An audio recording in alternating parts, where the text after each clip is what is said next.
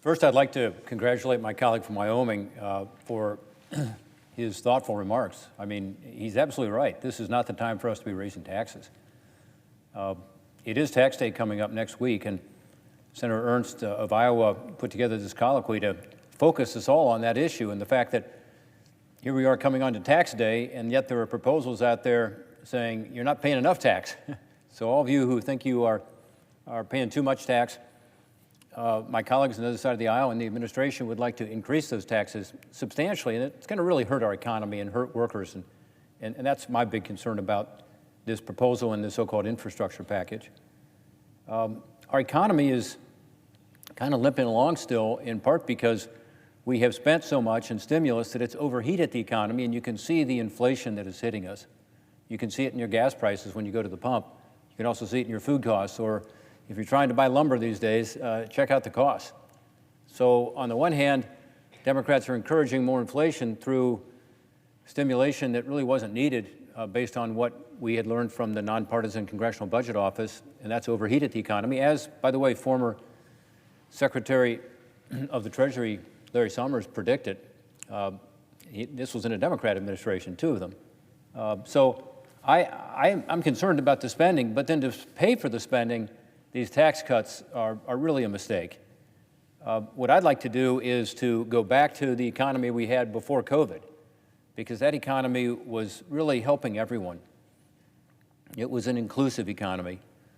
2 years ago, just before COVID, we had some significant economic growth, which most people know about. What folks might not know about is February a year ago, just before COVID hit, was the 19th straight month of wage growth of 3% or more on an annual basis. So think of that, 3% or more wage growth. We hadn't had that in Ohio, my home state, in a long time, probably a decade and a half.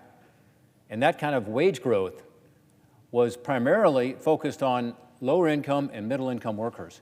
So the benefit wasn't just to the companies and the people at the high end. The benefit was primarily to those who were at the lower end of the economic scale. We had a study by the Congressional Budget Office as we looked at these corporate tax cuts that were made in 2017, and they said that 70% of the benefit was going to go to workers in terms of higher wages and better benefits. Well, that's exactly what happened. I think they were right. We tied the 50-year low in unemployment at 3.5%. We also had historically low unemployment for some groups: Hispanics, blacks, Asian Americans. In fact, before the pandemic, we reached the lowest poverty rate we'd ever had in this country. We started keeping track of it back in the 1950s, the late 50s, and we had the lowest poverty rate going into the pandemic than we had ever had. Now, you probably haven't heard that much because it wasn't reported much, but again, it was not just a growth economy, it was an inclusive economy. Importantly, the tax reform that was put in place in 2017 didn't just help stimulate this kind of inclusive growth, but also stop these companies in America from going overseas. Remember this word inversions. Companies were literally inverting, meaning they were switching and becoming foreign companies to get from under our tax code. And we had two big companies in Ohio did this. Probably some companies in your state did too. We were losing jobs and losing investment because when they went overseas, they took the investments with them. This was not a good situation for American workers. In addition, there was a lockout effect where companies were saying, I'm not going to bring my cash home because it costs me too much, so I'm just going to keep it overseas and invest over there. $1.6 trillion in overseas earnings came back to our country after the 2017 tax reforms because we changed the way we tax internationally, and companies no longer had this incentive to keep their money overseas. $1.6 trillion. As a result of the 2017 changes, the largest U.S. companies increased their domestic research and development spending by 25% to $707 billion. They increased their capital expenditures by 20% to $1.4 trillion. So before the pandemic, we had a good economy. But importantly to me, it was an opportunity economy, creating jobs, increasing wages right here at home. All that progress could be thrown away through the tax increases that are being proposed. The centerpiece of the Biden plan are corporate tax increases that would raise the combined federal and state corporate rate from an average of 25.8%, that's the 21% federal rate plus the average of the state income tax for corporations, 21%, by the way, is above the average of the OECD, the developed countries in the world. When we put it in place back in 2017, we did it at 21% specifically to get right at the average. So we wouldn't be non-competitive. We'd be able to compete and win. Since then, other countries have come below us, so we're actually above the average now. And yet, the Biden administration would like to take this rate from 21 up to 28, and when you add the state and local, the state taxes, to 32.8%. Again, would put America, of course, as having the highest corporate tax rates in the entire world, and give us a much higher tax rate than many of our competitors like China. Why would he want to do that? Based on analysis by the Joint Committee on Taxation, these combined corporate tax hikes are actually 5 times as big as the corresponding tax cuts were in 2017. Let me repeat that because it's fascinating. Democrats are proposing, they say, to get rid of the 2017 tax cuts, but that's not what they're doing. They're actually proposing going back and adding 5 times more tax increases than were cut. The Committee on Taxation here, the Joint Committee on Taxation, again, a nonpartisan group, says the tax cuts were about $300 billion over 10 years, and the proposed tax increases are about $1.5 trillion. That just makes no sense. For our workers, again, CBO has said 70% of the benefit went to workers. Who's going to get hurt by doing this? The workers. The Biden plan also eliminates what's called the FDII, or the Foreign-Derived Intangible Income provision. That's the one that incentivized U.S. companies to bring their intellectual property back here. We wanted that. We did it on purpose. Companies that did that, brought all their IP back here, include Google, Cisco, Qualcomm, Synopsys, Facebook, some pretty big companies, and a lot of others. And we wanted them to bring that valuable IP back here, and they did because it creates high-paying, high-skilled jobs here at home. Why would you want to stop that? That was the carrot to bring it back.